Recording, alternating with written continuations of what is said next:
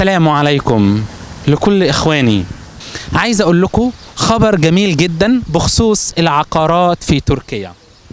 إحنا نظام شغلنا هيكون إزاي؟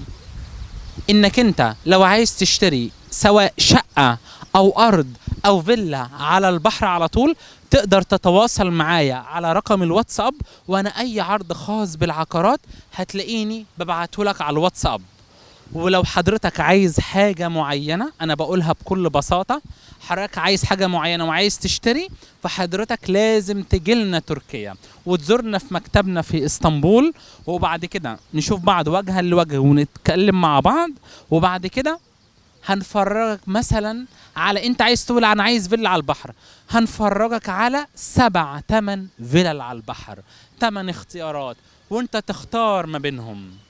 وبخصوص لو حاجة مثلا عجبتك، احنا بنقعدك مع المالك مباشرة، انا وانت والشريك التركي بنقعد مع الملك مباشرة وبتفاصل معاه. وبعد كده بعد ما نتفق بنروح وبنخلص الاجراءات في الطابو، وبنكون معاك في كل خطوة لغاية ما تاخد الطابو ان شاء الله.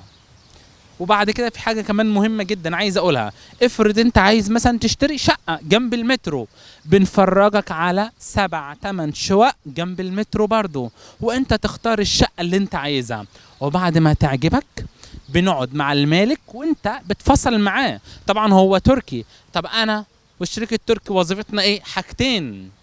الحاجة الاولى بنترجم معاك وتفاصل منك ليه مباشرة، هو البائع انت المشتري، فتفاصل معاه براحتك.